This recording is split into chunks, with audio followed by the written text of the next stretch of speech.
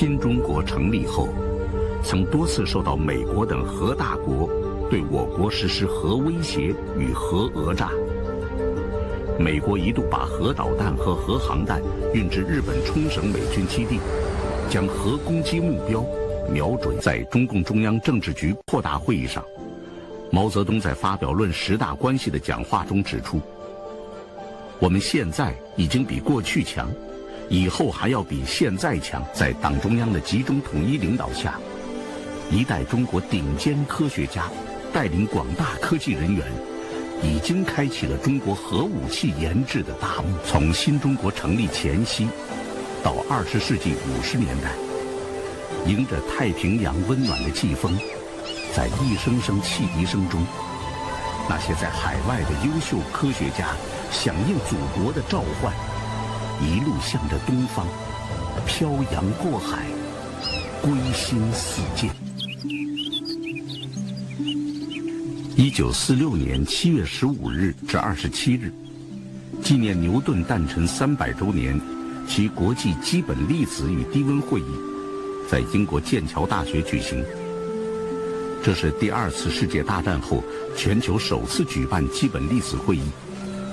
应邀出席的都是当时世界上著名的科学家。中国有8位物理学家出席了这次会议，他们是钱三强、何泽慧、彭桓武。他们怀着一颗赤子之心，时刻关注着。钱三强、何泽慧这2位清华大学物理系第8级的同班同学，前来英国剑桥大学参加国际基本粒子与低温会议时，刚结婚不久。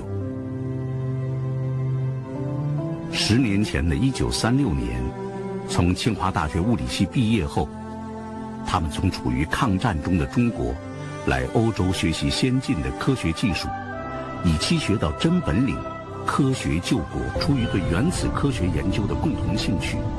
钱三强和何泽慧经常通信，萌生爱的涟漪。爱情穿越枪炮轰鸣的战乱世界，将他们2人的心紧紧系在了一起。1946年，2战结束后的第1个春天，与丈夫一起进行研究工作。同年夏天，从英国参加完会议，回到法国居里实验室，受剑桥大学卡文迪许实验室实验报告的启发，钱三强和何泽慧决定采用新技术，寻找原子核裂变可能的新境界。经过半年多坚持不懈的实验和仔细深入的分析，钱三强领导的研究小组发现了铀原子核首例。1945年8月12日，日本长崎遭受核打击72小时后，美国政府公开发表了史麦斯报告。这份报告是美国发展原子弹的官方说明。发表不久，英文版便交到蒋介石手中。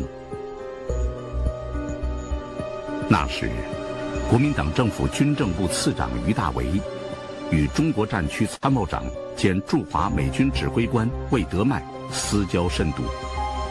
一次交谈中，魏德迈问于大为：“你们要不要派人到美国学习制造原子弹？”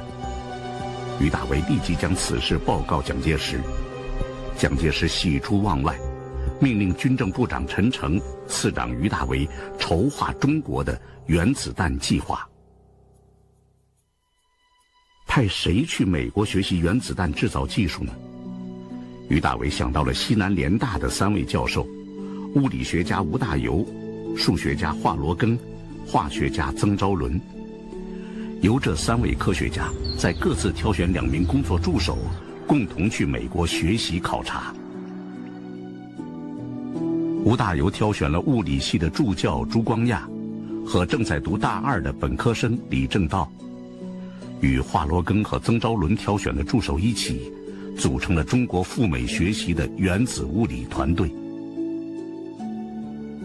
朱光亚政治上倾向于中国共产党，对是否去美国学习原子弹技术犹豫不决。他在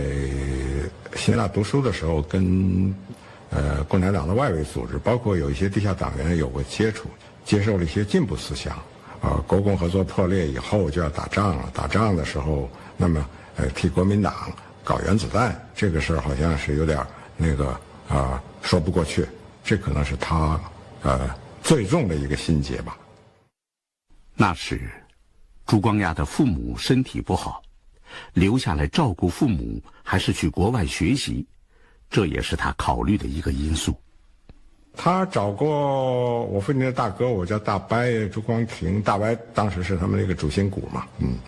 所以就找他去商量，去还是不去，把他的犹豫的想法跟我大伯说，我大伯就鼓励他还是去，对吧？学成以后为谁来干，还有决定的时间嘛，在这种情况下，22岁的朱光亚下决心追随吴大猷赴美学习制造原子弹技术。1946年9月初，他和团队成员一起在上海吴淞口码头搭乘美鸽将军号军舰，前往美国旧金山。朱光亚一行出发前3个月的19个路费，邀请他回国，带领本国科研团队开创中国原子能科学研究的新局面。经过一番慎重权衡，钱三强选择了母校清华大学。这不仅有几位师长的盛情难却和母校情结，还因为清华大学答应他，在教学工作之外，建立一个由清华大学主持的北平原子物理研究中心。三强同学会见，孙楚2月1日来函所提，为供原子核物理研究，需有一小规模实验室之设备。最近中央研究院有在南京举办之计划，但即中央院计划成功，北平区域亦宜更有一研究中心，即决议每京5万元做原子核研究设备之用，此即前日电所言之数。每一期敬起5月15日。这封1947年5月清华大学梅贻琦校长的复信，令钱三强十分鼓舞。作为实验物理学家，他深知原子核科学研究需要中国各地科学家通力合作，才可能有所突破。第2年春天，因研究工作繁重和夫人怀孕推迟刑期的钱三强，不顾女儿出生尚不足半岁，便急着要回国。他再次致信梅贻琦：校长尊荐，前接赐函，赞同生设立原子核研究之计划，申令生钦佩校长鼓励学术研究之精神。后又得周培源诗函，指校方准备起始用5万美金，以后逐渐增至15万，以完成此项计划。因设立一研究中心，主要在以重要仪器如回旋加速器之设置。要离开生活了11年的法国，钱三强多少有些不舍，尤其面对他的2位导师约里奥、居里夫妇，更不知如何道别。虽然科学没有国界，科学家却是有祖国的。正因为祖国贫穷落后，才更需要科学工作者努力去改变它的面貌。我们当年背井离乡，远涉重洋，到欧洲留学，目的就是为了学到先进的科学技术，好回去报效祖国。我们怎能改变自己的初衷呢？当钱三强向导师约里奥、居里夫妇道别时，对方颇感突然，甚至不解。听了钱三强的心声，约里奥、居里夫妇理解了他，还有伊莱娜亲笔书写，夫妇俩共同签署了一份对钱三强的评议书。钱先生在与我们共事期间，他的著述目录已经很长，其中有些具有头等的重要性。我们可以毫不夸张地说，10年期间，在那些到我们实验室并由我们指导工作的同时代人当中，他最为优秀。钱先生还是一位优秀的组织工作者，在精神、科学与技术方面，他具备研究机构的领导者所应有的各种品德。带着约里奥居里夫妇的高度评价，钱三强与何泽慧怀抱襁褓中不足6个月的女儿，携带10箱书籍和多年积存的放射品，满怀希望离开了法兰西。1948年6月10日，经过1个月08天的海上航行，钱三强一家抵达上海，回到阔别11年的祖国。然而，刚刚踏上国土，意外的事情便发生了。钱三强一家的行李被上海海关1949年1月31日，北平和平解放。3月中旬的一天，北平军管会派人通知钱三强，请他参加中国代表团去巴黎出席第1届保卫世界和平大会。得知要去巴黎，钱三强试着向来人提出，可否借此机会购置一些原子核科学研究必要的仪器设备和图书资料，打破封锁运回来，费用大约需要20万美元。此后3天未见信息。第4天，钱三强被通知去中南海，中共中央统战部部长李维汉接见了他，交给他5万美元，供他购买原子核研究所需的仪器资料。拿着这些经历过火与血，散发着一股子霉味的美元，钱三强心潮澎湃，百感交集。我苦思着，辗转反侧，夜不能寐。1个多世纪以来，中华民族落后挨打，遭蹂躏受侵略，能够简单归咎于经济穷困，没有能力发展事业吗？能够说是中国缺乏仁人志士和中国人智力低下吗？自然不是。造成这种历史屈辱的根蒂，在于历代当政者愚昧、腐败、无能。而眼下这些新的当政者，完全是另一种情况了。尽管5万美元对于发展原子核科学所需，不是过大的要求，然而，他们的远见卓识和治国安邦之道，一举之中昭然天下，让人信服，给人希望。让钱三强再次看到希望的这笔经费，是周恩来在西柏坡土屋的办公桌上亲自签发电报做出的决定。那一天是1949年3月22日，第2天，毛泽东、周恩来、朱德等率领中共中央机关和解放军总部离开西柏坡，进驻北平。随着中国共产党取得战略决战的胜利，新中国的成立已经在筹划之中。中共中央在批复钱三强购买科研仪器经费的同时，也在通过国内外的党组织提前布局，要求他们把在国民党政府时期到国外留学的爱国科学家、学者、学生动员回国，参加国家建设。1949年11月1日，中华人民共和国成立仅1个月，中国科学院正式建立。第2年5月19日，中国第1个名副其实的原子核科学研究机构中国科学院近代物理研究所建立，吴有训任所长，钱三强任副所长，而且允许来去自由。面对祖国的召唤，身处美国的中国科学家和留学生却处在不利的境地。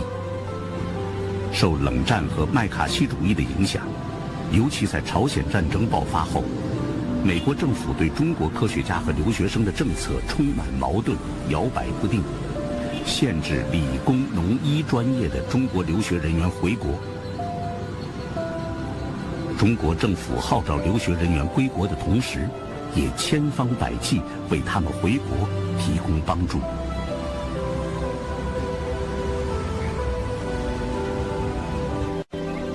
3年前来美国学习原子弹技术未果的朱光亚，此时已获得密西根大学物理学博士学位。他被选为密西根大学中国留学生会主席，还身兼北美基督教中国学生会主席和留美科协中西部地区分会会长。在一次夏令营中举办的讨论会上，朱光亚看到了毛泽东撰写的《论人民民主专政》。论人民民主专政说的道理，中国共产党又的确做得好，因而在思想上、感情上接受了。不仅自己这样认为，和同学们讨论这些问题时，我引以力争的也是这样的理由。我对中国的前途建立了信心。一旦建立起对国家的信心，朱光亚热切追随祖国的召唤，他毅然决定回国，用自己的科学知识建设新中国。1949年末，为了动员更多的留美中国留学生回国参加社会主义建设，朱光亚牵头起草了给留美同学的一封公开信，送给美国各地区的中国留学生传阅讨论。1950年3月18日，由52名留美中国留学生署名的给留美同学的一封公开信，在留美学生通讯上全文刊登。同学们，听吧，祖国在向我们召唤，4万万5千万的父老兄弟在向我们召唤，5000年的光辉在向我们召唤，我们的人民政府在向我们召唤。回去吧，让我们回去把我们的血汗洒在祖国的土地上，灌溉出灿烂的花朵。我们中国要出头的，我们的民族再也不是一个被人侮辱的民族了，我们已经站起来了。回去吧，赶快回去吧，祖国在迫切地等待我们。这封公开信在美国刊出的时候，朱光亚所乘的克利夫兰总统号邮轮正航行在太平洋上的归国途中。朱光亚是新中国成立后回国的第1位核物理领域的学者。同在这艘邮轮上的著名数学家华罗庚，也在船上写信呼吁海外学子们回国。朱光亚和华罗庚发自内心的公开信，在广大海外留学人员中产生了广泛影响，也使他们在归国的抉择中受到莫大鼓舞，进一步催生了20世纪50年代的第1波海外中国留学人员回国潮。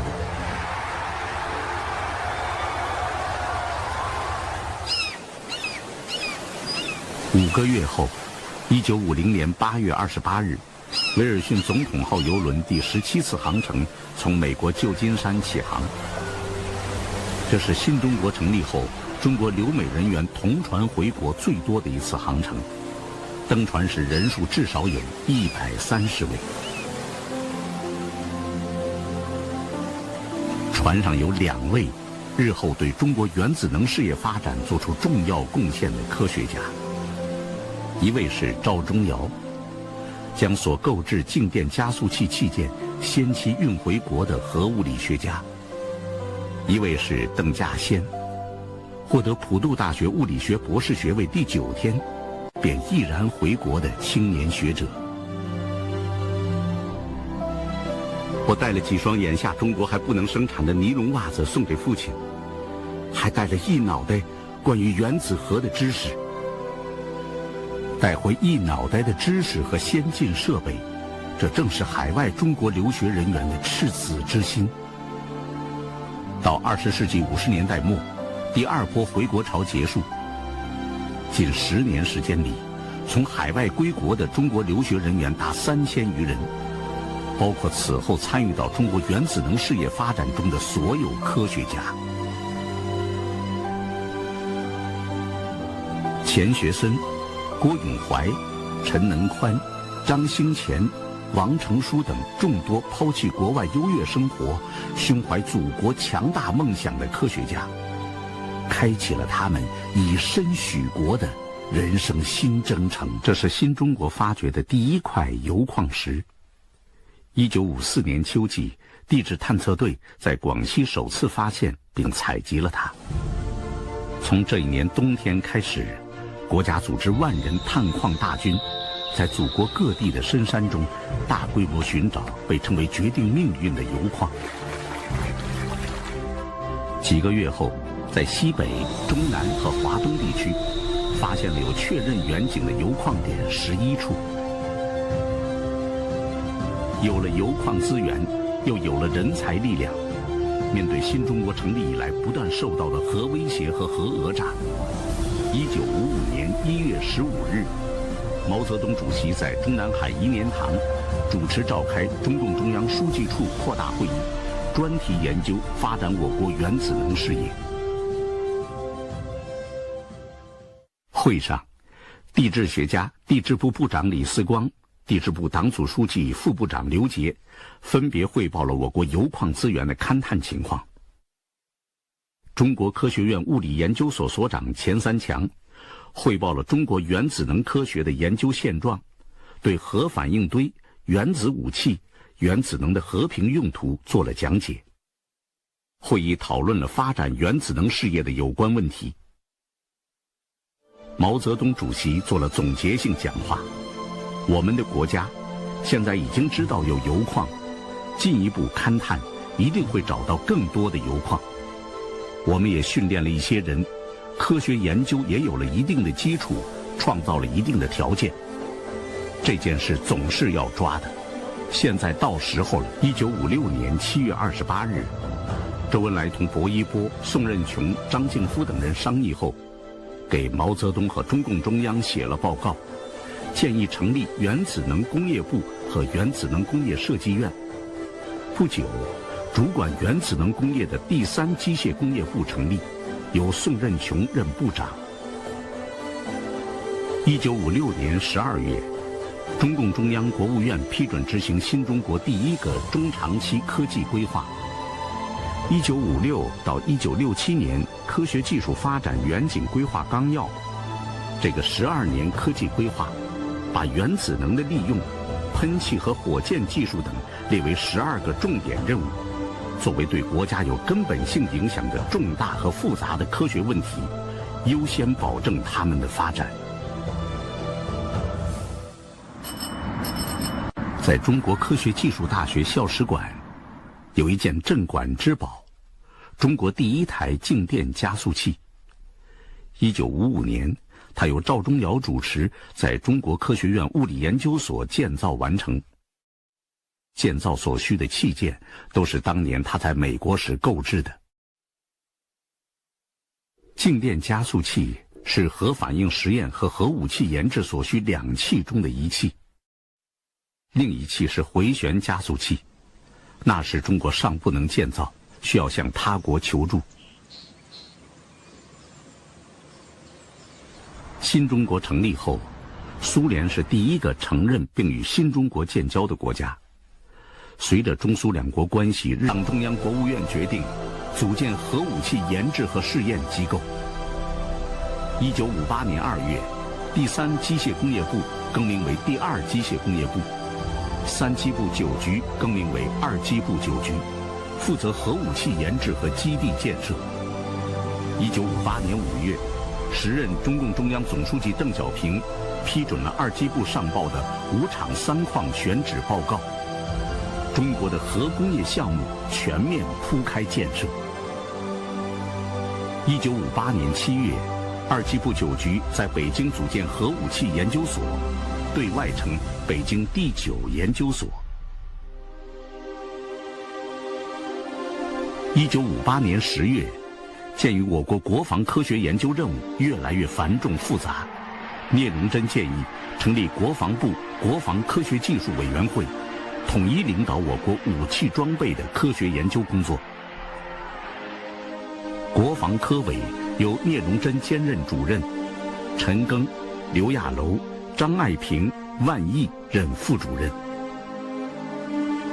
然而，从20世纪50年代后期开始，中苏之间的矛盾和冲突日渐加剧。到1960年8月，在中国核工业系统工作的233名苏联专家全部撤离回国，并带走所有重要的技术资料。苏联也终止了对中国原子能研究所需设备和材料的供应。这是刚刚起步的中国核武器事业面临夭折的危险。在此危急关头，中国核武器事业何去何从？周恩来向时任二机部部长宋任穷、副部长刘杰传达中共中央的决策，自己动手从头摸起，准备用8年时间搞出原子弹。1961年春节期间，根据国际形势的发展，周恩来明确提出，要集中力量突破国防尖端，争取3年到5年过关。集中力量办大事，怀着强烈的爱国热情，一大批科学家和科技人员自力更生，艰苦奋斗，发愤图强，求实创新，大力协同，勇于登攀，为我国研制原子弹、氢弹做出了重大贡献，立下了汗马。